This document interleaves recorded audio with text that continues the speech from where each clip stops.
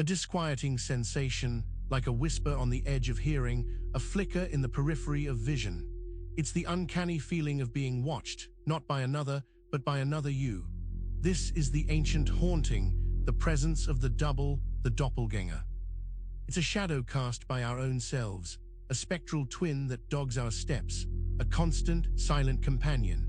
In an age where our reflections multiply across screens, where curated personas war with the raw reality of who we are, this ancient force has become alarmingly potent. We feel it in the dissonance between our public face and our private fears, in the strange familiarity of a stranger's gaze. It's the ghost of potential paths not taken, the echo of a self we might have been. This unacknowledged twin, this psychic echo, is not a mere phantasm. It's a vital, often terrifying aspect of our own nature, a part of the self that has been separated, hidden, or perhaps even disowned. The feeling of isolation, the gnawing shame, the deep spiritual disorientation many experience today are all whispers of this fractured core. The profound realization begins with acknowledging this felt absence, this untamed presence that moves unseen. It's the first step into a landscape where the greatest battles are fought not with external foes, but with the silent, unlived self that walks beside you. The journey toward wholeness commences with the confrontation of this felt, yet unfelt, presence. This unseen twin is the origin of a profound inner suffering, a wound that festers in the quiet spaces of our hearts.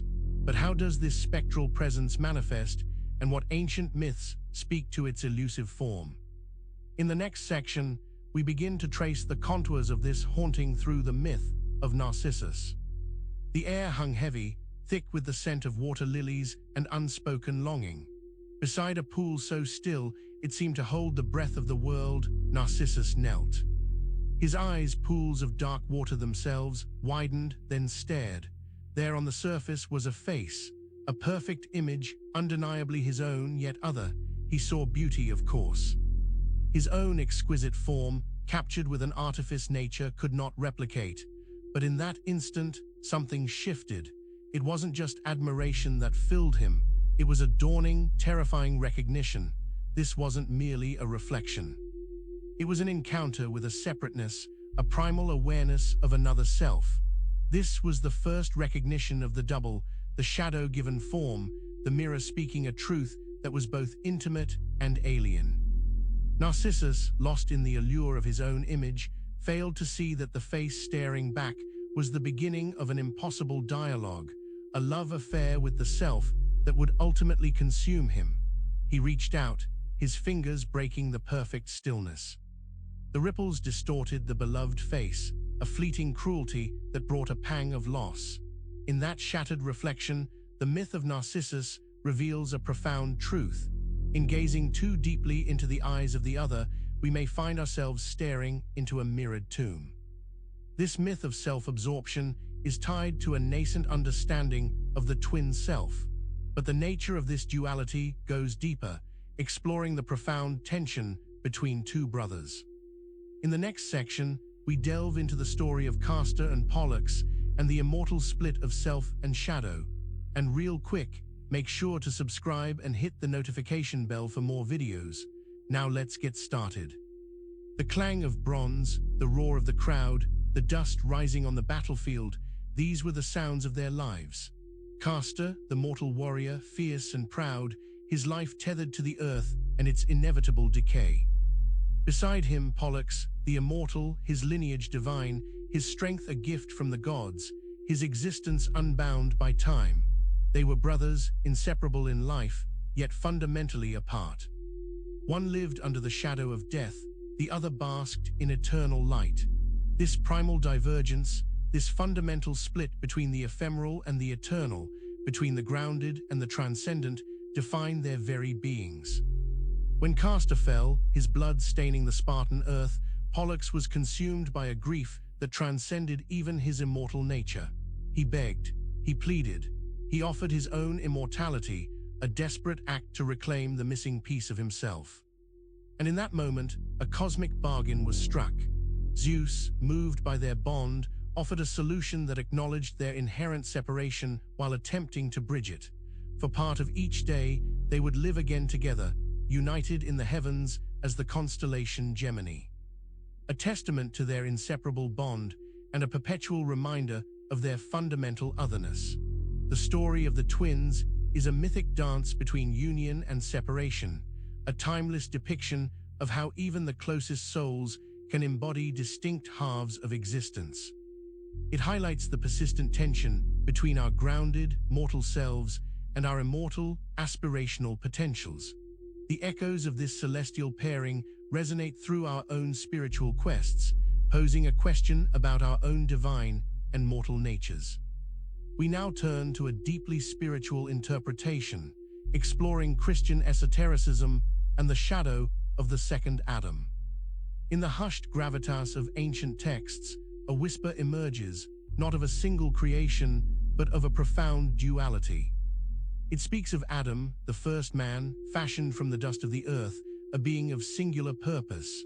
But then a shadow falls, a concept of a second Adam, a spiritual counterpoint, arriving not in flesh, but in spirit.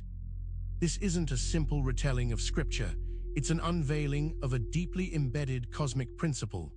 One Adam, the earthly progenitor, bound by the physical realm and its inherent limitations. The other, a divine archetype, representing a path towards spiritual redemption, a reunion with the divine essence.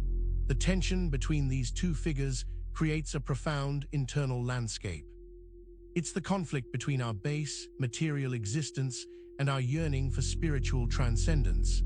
The earthly Adam's fall, his entanglement with the material world, casts a long shadow, a reminder of what must be overcome. The second Adam, in this esoteric view, becomes the symbol of our unlived spiritual potential, the higher self that waits for recognition. He represents the possibility of a different kind of being, one not defined by the limitations of the flesh, but by the boundless freedom of the spirit. This dualistic creation narrative hints at a fundamental split within the human soul, a constant interplay between the earthly and the divine. It leaves us pondering the nature of our own spiritual inheritance and the shadow of our primal earthly existence. In the next section, we'll explore the concept of unlived lives and the lingering echo of possibility. Imagine a phantom limb, a sensation of something that should be there but isn't, a limb that was never truly severed but only existed in the realm of what could have been. This is the essence of unlived lives, the spectral weight of potential, paths that branch away from our chosen reality, each one a vibrant echo of a different self. These are not mere fantasies, but felt presences, subtle whispers in the quiet moments of our lives. The regret that colors a decision made, the wistful gaze at a career abandoned, the phantom touch of a love lost to circumstance, these are all intimations of lives unlived, selves that might have bloomed under different skies. They exist as a constant hum beneath the surface of our consciousness, a subtle dissonance that can manifest as a profound sense of incompletion, a feeling that a vital piece of our existence is missing. It's the ghost of the artist one could have been, the explorer who never set sail, the lover who never confessed their heart. This realm of possibility, this vast library of unwritten stories, is not just a repository of the past. It's a living force that shapes our present. The recognition of these unlived selves can create a gnawing ache, a profound sense of longing for a wholeness we feel we've somehow failed to achieve. The echo of these unlived lives is a persistent reminder of the infinite spectrum of human experience, a spectrum we can only partially inhabit. This lingering sense of what could have been creates an enduring tension. In the next section, we witness this tension manifest in the unsettling rise of the doppelganger in German Romanticism and the decay of the singular self. The Romantic era in Germany was a time of intense introspection, a fervent exploration of the inner world, a blossoming of artistic and philosophical fervor. Yet within this efflorescence, a disquieting pattern began to emerge, a dark mirroring in the heart of the individual. It was the unsettling proliferation of the doppelganger, the spectral twin. Suddenly, the single, unified self, so prized in earlier thought, began to fracture. Characters in literature and folklore found themselves haunted by their own shadows, confronted by uncanny replicas that challenged their very identity. The singular soul was no longer a stable edifice, but a landscape susceptible to division. This artistic and intellectual movement was not merely conjuring ghosts for dramatic effect. It was reflecting a profound cultural anxiety, a growing awareness that the self was not as monolithic as once believed. The individual was beginning to perceive fault lines, hairline cracks running through the core of their being. The doppelganger in German Romanticism became the potent symbol of this internal fragmentation, the externalization of inner division. It represented the dread of self-recognition, the terror of seeing one's own darker impulses or unacknowledged potentials made manifest. This cultural preoccupation with the double signaled a decay of the singular self, a dawning realization that the human psyche was a more complex and perhaps more fractured entity than we had dared to imagine. The shadow of the double grew, casting a long shade over the concept of individual wholeness. Now, we turn to a titan of modern psychology and his profound insights. In the next section, we explore Jung's shadow and the forbidden reunion. Carl Jung, a mind that plumbed the depths of the unconscious, gave a name to this unsettling aspect of our nature, the shadow. It is not merely a dark impulse, but the repository of all that we repress, all that we deem unacceptable about ourselves, the unacknowledged aspects of our personality that we cast into darkness. This shadow is a vital part of the psyche, an integral component of our wholeness that has been exiled. Jung warned that its repression does not erase it. Instead, it gains power in the dark, influencing our behavior in subtle, often destructive ways. It is the unlived aspects of ourselves, the traits we deny, that often erupt most forcefully. The concept of reunion with the shadow is not an embrace of wickedness, but a courageous step towards integration. It is the terrifying, yet necessary, act of acknowledging and accepting these disowned parts of ourselves. This forbidden reunion is the path to true individuation, to becoming whole.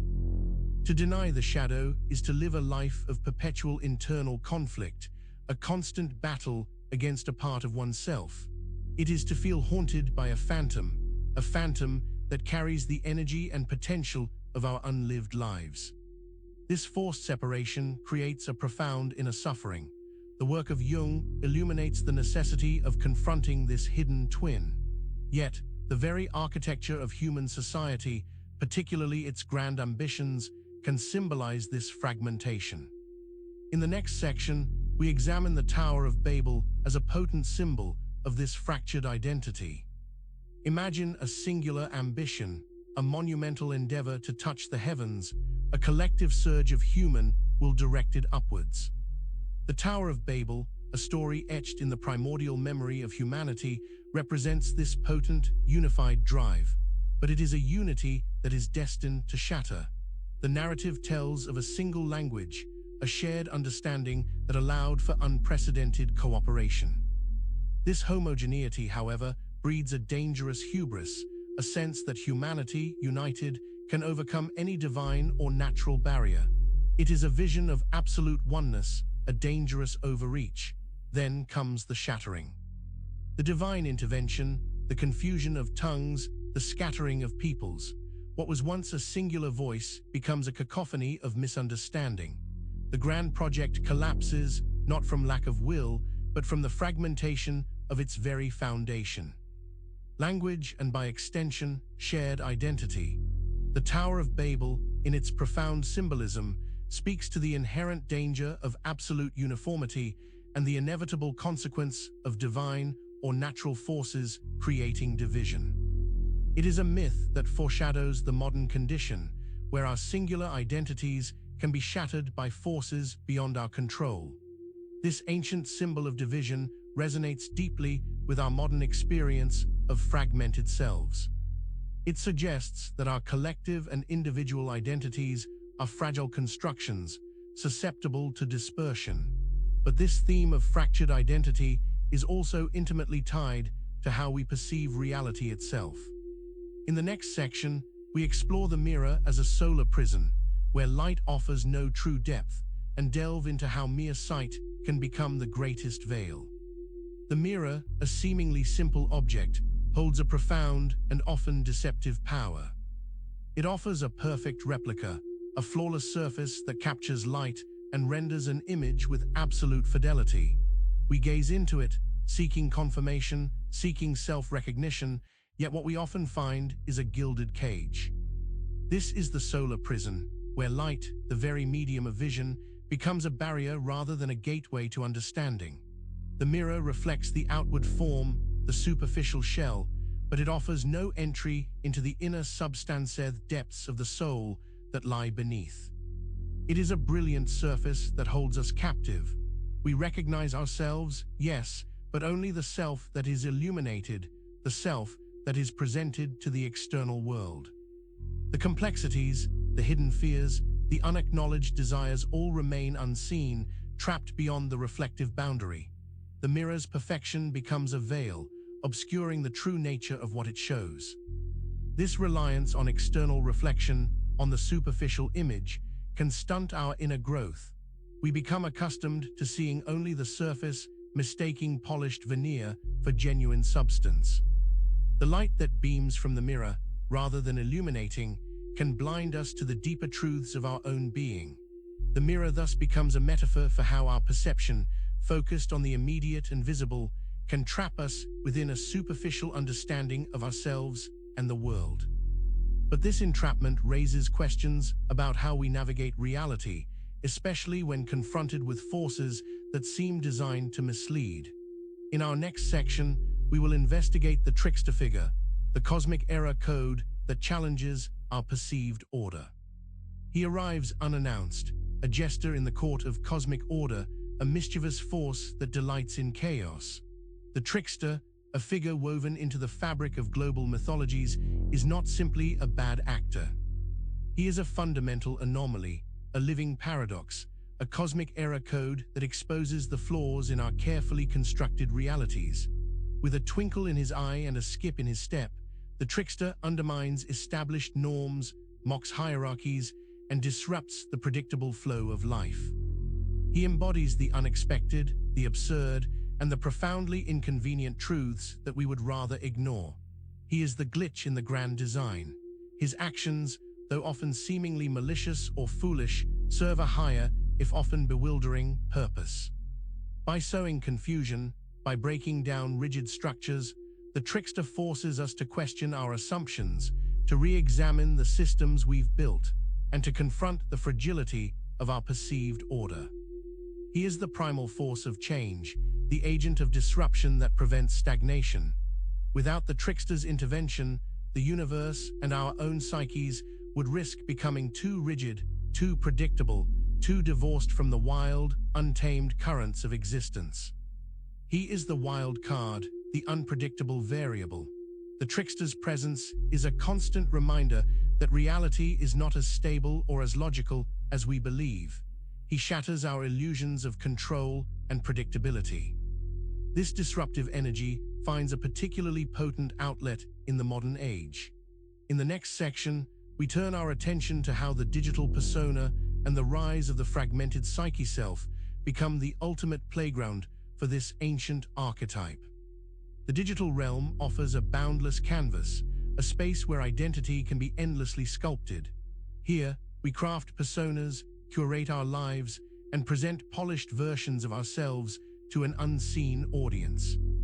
In this landscape of flickering screens and curated feeds, the trickster finds a fertile ground for his ancient art of disruption. The digital persona is often a carefully constructed doppelganger, a reflection that is selectively edited, enhanced, and presented.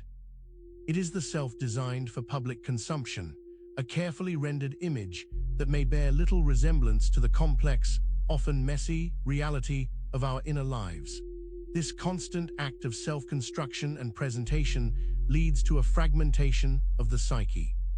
We begin to inhabit multiple selves, the public persona, the private self, the online avatar, each demanding its own space, its own attention. The singularity of the self erodes under the constant pressure of performative identity. This fragmentation makes us susceptible to the trickster's influence. We become accustomed to deception, to presenting a false front, and the boundaries between our authentic selves and our digital projections blur. The curated echo becomes more real than the original voice. The digital age amplifies the ancient phenomenon of the double, creating a fertile breeding ground for fractured psyches. The very tools we use to connect ourselves can ironically deepen our sense of internal division, mirroring the cosmic divisions discussed in earlier sections. In the next section, we travel into the heart of an ancient philosophical tradition. We explore the Gnostic split, the idea of the earth as a theater of twins. Deep within the esoteric currents of Gnosticism, a profound cosmology unfolds, one that posits a fundamental schism at the very heart of existence. It speaks of a divine realm, a perfect eon, and then a fall, a flawed creation that gives rise to a world teeming with duality, a cosmic theater of twins. The Gnostics perceived our material reality as a realm of imperfect replication, a pale imitation of a higher, true existence. Within this fallen world, everything, from the smallest atom to the grandest concept, exists in a state of dualistic tension. It is a theater where light and shadow, spirit and matter, knowledge and ignorance are locked in perpetual combat. This earth, therefore, is seen not as a unified creation, but as a stage populated by spiritual twins, constantly mirroring each other in their struggles for dominance. We, as embodied souls, are caught within this play, our very existence a testament to this primal split. This Gnostic view suggests our world is inherently a place of hidden truths obscured by illusion, a domain where our perceived reality is a constant interplay of opposing forces, a reflection of a deeper, broken wholeness. The earth itself becomes a metaphor for our own divided consciousness. This perspective of a world built on dualistic opposition, where truth is veiled, leads to a critical examination of perception itself. In the next section, we will confront a challenging idea: how false light, the very substance of our vision, can become the greatest veil obscuring reality. We are creatures of sight, our understanding of the world built upon the unwavering testimony of our eyes. Light, it seems, is the ultimate revealer, the unfettered source of truth. Yet, what if the very instrument of our perception, this perceived clarity, is the most profound deception of all? The concept of false light challenges our most fundamental assumptions about knowing. It suggests that what we perceive as illumination, as direct apprehension of reality, can be, and often is, a sophisticated illusion, a misleading radiance that obscures rather than reveals. This false light doesn't originate from an external source of darkness, but from within the process of perception itself. It is the light that glitters on the surface, the brilliance that distracts from what lies beneath.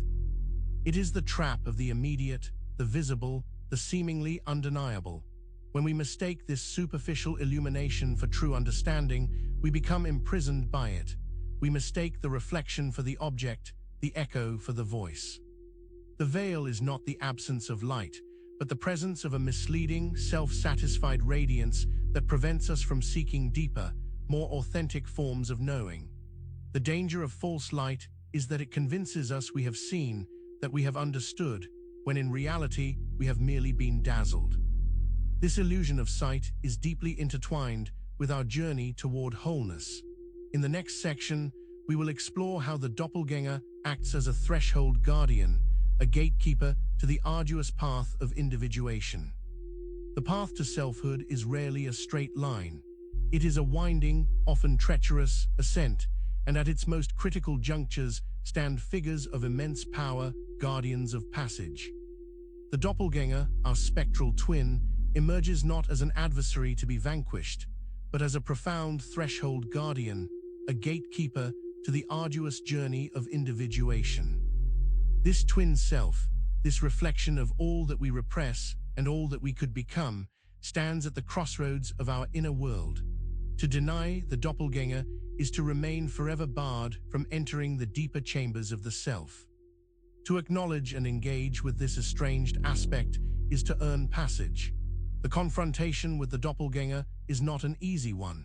It demands courage, honesty, and a willingness to face the uncomfortable truths encapsulated within this mirrored image. It is a test, a trial that reveals the depths of our self-ignorance and the extent of our inner division. Only by engaging with this split self, by understanding its origins and integrating its energies, can we truly move beyond the superficial layers of identity and begin the profound work of becoming whole. The doppelganger's presence signals a critical juncture, a moment where the soul must choose between stagnation and the challenging, transformative path of integration. This intense inner confrontation, however, is not confined to active waking life. The unconscious often presents us with echoes of this internal struggle. In the next section, we will delve into the subconscious realm, exploring dreams that reveal the questioner behind thought. In the quiet theater of sleep, the rational mind relinquishes its hold, and the subconscious mind takes center stage. It is here, in the liminal space of dreams, that the echoes of our waking anxieties and unresolved inner conflicts often manifest most vividly. And sometimes, a peculiar presence emerges. Dreams can bring forth not just images or scenarios, but a profound sense of being observed by something deeply familiar, yet utterly strange. It is the feeling of a questioner, a silent witness, residing not just in the dreamscape, but within the very architecture of our minds, present even behind our waking thoughts. This questioner, often perceived as an extension of the doppelganger, is not a passive observer. It probes, it challenges, it subtly undermines the certainty of our conscious beliefs. It is the voice of our unacknowledged self, the part of us that observes our own thought processes with a profound, unsettling awareness. These dream encounters are not random. They are symbolic communications, attempts by the deeper psyche to draw our attention to the unresolved tensions that plague our waking lives. They are invitations to introspection, nudges towards a more profound self-understanding. The revelation of this inner questioner, this silent observer behind our thoughts, is a profound insight. It suggests we are never truly alone, even in the solitude of our own minds. But this awareness of a hidden self often carries a heavy burden. In the next section, we confront the deep-seated emotions of shame and secrecy, and the twin that lurks in the basement of our being. In the quiet, often unacknowledged, corners of our lives, a shadow can take root, nurtured by fear and silence. It is the specter of shame, the tight grip of secrecy, and often, at its heart, lies the lurking presence of our hidden twin, the doppelganger we've confined to the basement of our being. This is the self we've locked away, the aspects of ourselves we deem too dark, too flawed, too unacceptable to ever see the light of day. We create an elaborate edifice of normalcy, a facade designed to ward off judgment, while the real, unacknowledged self remains trapped in the dark, its presence a festering wound. The shame associated with this hidden twin can be debilitating, creating an immense internal pressure. We live in constant fear of exposure, of the carefully constructed illusion shattering, revealing the so-called monstrous self that we have so diligently concealed. This secrecy breeds isolation. This confined twin is not inert. It exerts a subtle but powerful influence on our lives, manifesting as anxiety, self-sabotage, or inexplicable emotional turmoil. It is the constant hum of unease, the feeling that something is fundamentally wrong, yet we cannot pinpoint its source. The confinement of this vital part of ourselves creates a profound imbalance within the psyche, a constant, silent warfare. Unlocking this basement door, however, is not about unleashing destruction, but about paving the way for a radical healing. In the next section, we turn our gaze towards a symbol of hope, and ultimate reunion. We explore the divine child and the potential for the reuniting of fragmented consciousness. Amidst the wreckage of internal division, amidst the shadows and the veils, a glimmer of purest light emerges. It is the symbol of the divine child, a potent archetype that represents not just innocence, but the potential for a radical reunion, a rebirthing of fragmented consciousness into a state of wholeness. The divine child is the essence of new beginnings, the pure spark of potential that exists before the complexities and divisions of the world take hold. It embodies a state of primal unity, a consciousness unburdened by the weight of experience or the scars of separation. This child holds the promise of a unified self. Within this sacred symbol lies the intrinsic capacity for healing. It represents the possibility of integrating all the fractured pieces of ourselves, the unlived lives, the denuded shadow, the projected doppelganger, into a single, radiant entity. It is the ultimate reconciliation of the inner war. The emergence of the divine child within the psyche signifies a movement towards a profound integration, a state where the inner divisions begin to dissolve, and consciousness, once scattered, begins to coalesce. It is the dawning realization that the path to true individuation lies not in conquering the other self, but in embracing and reuniting with it. This potent symbol offers a vision of hope for our fragmented existence. It suggests that even after profound separation, a return to a state of unified consciousness is not only possible, but an inherent potential within us. Yet, the journey of integration is often punctuated by moments of profound clarity that can feel disorienting. In the next section, we explore the unsettling experience of the mirror cracked, when we become the watcher of our own unfolding reality. The surface of the mirror, once a familiar friend, now presents an image that both is and is not you. The self who gazed into it moments ago has subtly shifted, and in its place stands someone else, or rather, you, but imbued with a startling new awareness. The mirror is cracked, and in its fractured depths, you find yourself becoming the watcher of your own unfolding existence. This is not a simple moment of recognition. It is a profound ontological shift. The solid ground of your identity trembles as you begin to perceive yourself as a phenomenon, an object of observation, no longer solely the experiencing subject. The watcher and the watched begin to merge, yet awareness of this duality remains. You see the patterns of your own behavior with a dispassionate eye, the habits you've long indulged now laid bare under this new, observational gaze. The emotional responses that once felt automatic now appear as intricate mechanisms, observable and, perhaps, alterable. This cracked mirror reflects the paradox of self-realization, the simultaneous experience of being and observing oneself. It's a state of heightened awareness, where the veil of unquestioned selfhood is lifted, revealing the complex, interconnected nature of your own consciousness. The twin self you've confronted is now integrated into this new, observational perspective. This profound shift in perception, this becoming the watcher of your own life's unfolding narrative, marks a critical juncture. It is a moment of both liberation and profound responsibility, for in seeing yourself so clearly, the path towards conscious creation is illuminated, and the next steps become not just inevitable, but deeply significant. Make sure to subscribe for more religious videos and hit that notification bell so you never miss a new video. We'll see you in the next one.